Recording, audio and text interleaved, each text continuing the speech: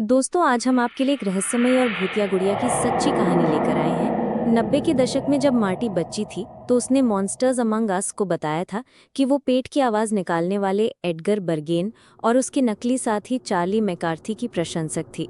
वो कहती हैं कि जब उसके पिता कैलिफोर्निया के सेंटा रोजा के बाहर स्थित एक छोटी सी जादू की दुकान में घूम रहे थे तो उनकी नज़र एक वेंट्रिलिक्विस्ट गुड़िया पर पड़ी, तो उन्होंने उसके जन्मदिन के लिए उसे खरीदने का फैसला किया।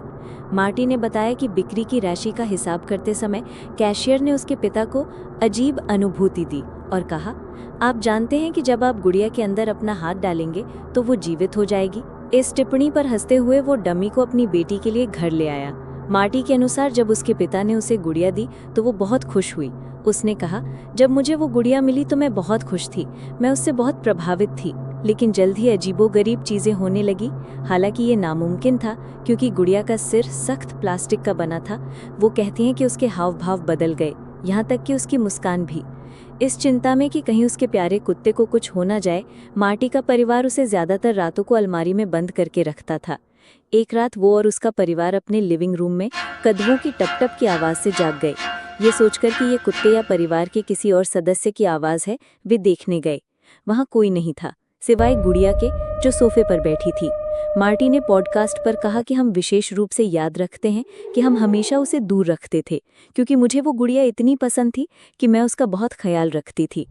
धीरे धीरे और भी अजीबोगरीब घटनाएं घटने लगी। जब मार्टी और उसके पिता घर से बाहर थे, उसके चाचा घर पर अकेले थे। चाचा कहते हैं कि उन्होंने मार्टी के पिता को लिविंग रूम से उनका नाम पुकारते सुना, हालांकि वो घर पर नहीं थे। जब वो देखने गए तो गुड़िया फिर से सोफे पर बैठी मिली और कोई नहीं। मार्टी कहती है कि हमारा पूरा परिवार उस गुड़िया से बहुत डरता था। लोग अपना नाम पुकारे जाने की आवाज़ सुनते थे और हमें रात में चलने की आवाज़ें सुनाई देती थीं। इसलिए हमने तय किया कि हमें इसे हटा देना चाहिए। मैक्सिकन और धार्मिक होने के नाते मार्टी कहती है कि उसके माता पिता गुड़िया को जला देना चाहते थे, कहीं उसमें कोई शैतानी आत्मा तो नहीं है। उन्होंने उसे ग्रिल पर रख दिया, लेकिन मार्टी के अनुसार वो नहीं जली। ये गुड़िया बिल्कुल भी नहीं जली। उन्होंने उसे चाकू से काटने की कोशिश की, लेकिन नाकाम रहे। आखिरकार उन्होंने उसे कूड़ेदान में फेंक दिया। कचरा इकट्ठा होने के बाद मार्टी के पिता कूड़ेदान उठाने गए। उस गुड़िया से छुटकारा पाने के लिए उन्होंने घर के पीछे वाले हिस्से में एक गड्ढा खोदा और फिर उसे सीमेंट से भर दिया। मार्टी और उसका परिवार बहुत पहले ही वहां से चले गए हैं, लेकिन वो कहती है कि वे अब भी उस गुड़िया के बारे में सोचते हैं और इस संभावना के बारे में भी कि अंततः वो हम में से किसी एक को ढूंढ लेगी।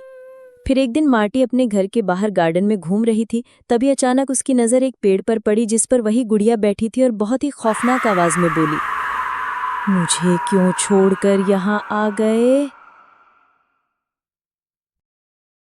I am coming for you.